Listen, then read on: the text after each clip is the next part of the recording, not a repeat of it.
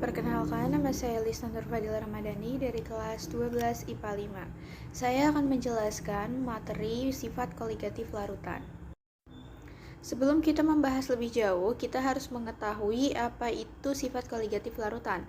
Sifat koligatif larutan adalah sifat larutan yang tidak bergantung pada jenis zat terlarut, tetapi hanya bergantung pada konsentrasi partikel zat terlarutnya. Jadi, semakin banyak zat terlarut, maka sifat koligatifnya akan semakin besar. Sifat koligatif larutan terdiri dari dua jenis.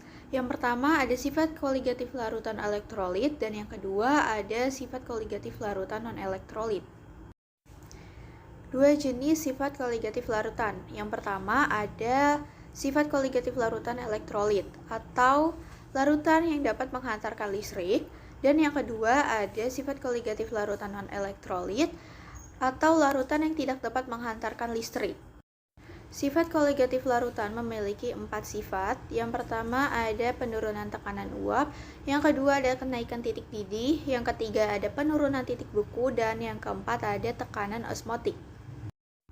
Adapun beberapa manfaat dari sifat koligatif larutan yaitu cairan pendingin pada es putar, mencairkan salju di jalan raya, cuci darah pada pasien gagal ginjal, membasmi lintah, dan yang terakhir radiator mobil. Sifat koligatif larutan yang pertama ada penurunan tekanan uap yang dilambangkan dengan delta P. Penguapan adalah peristiwa yang terjadi ketika partikel-partikel zat cair meninggalkan kelompoknya. Semakin lemah gaya tarik-menarik antar molekul zat cair, semakin mudah pula zat cair tersebut menguap. Semakin mudah zat cair menguap, maka semakin besar pula tekanan uap jenuhnya. Di sini sudah ada 3 rumus untuk mencari penurunan tekanan uap. Yang pertama ada delta P sama dengan P0 dikurang P. Yang kedua untuk elektrolit ada 2 jenis. Yang pertama ada delta P sama dengan P0 dikali XT, atau delta P sama dengan P0 dikali XP. Dan untuk yang non-elektrolit itu delta P sama dengan P0 dikali XT dikali I, atau delta P sama dengan P0 dikali XP dikali I. Sifat yang kedua ada kenaikan titik didih. Titik didih zat cair adalah suhu tetap pada saat zat cair mendidih. Pada suhu ini, tekanan uap zat cair sama dengan tekanan udara di sekitarnya. Hal ini menyebabkan terjadinya penguapan di seluruh bagian zat cair. Titik didih zat cair diukur pada tekanan 1 atmosfer. Untuk rumusnya ada 3 jenis. Untuk mencari delta TB atau kenaikan titik didih sama dengan TB larutan dikurang TB pelarut. Untuk yang elektrolit ada delta TB sama dengan molalitas dikali Kb.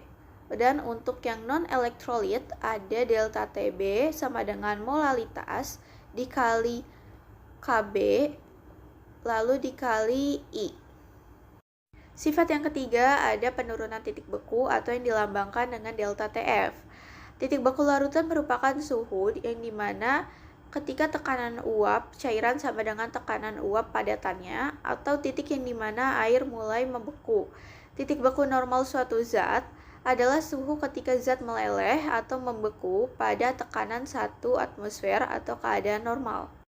Untuk rumusnya sendiri ada 3 untuk mencari penurunan titik beku.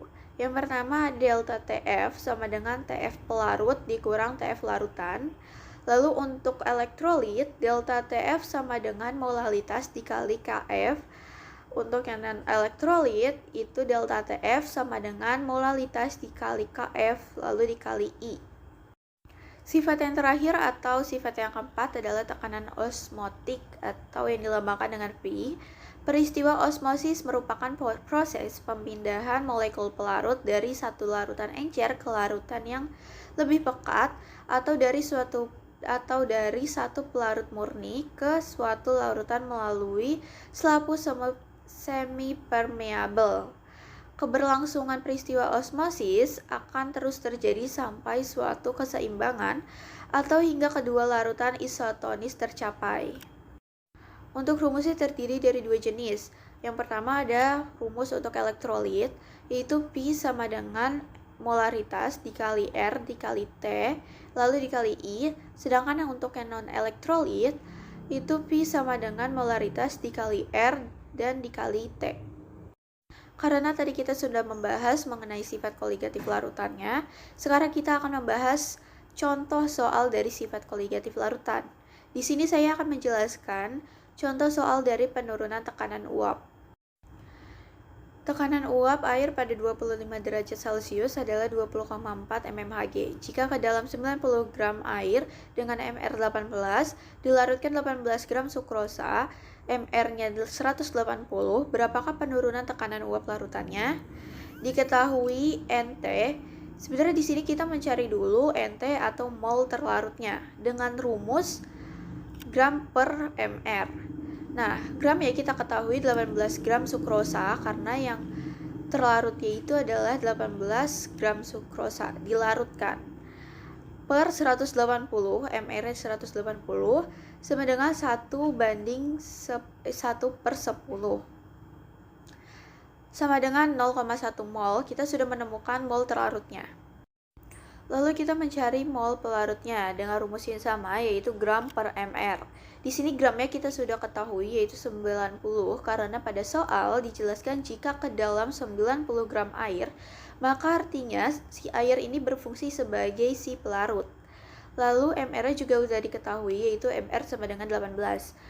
Tinggal kita masukkan saja, yaitu 90 per 18 atau 90 dibagi 18 sama dengan 5.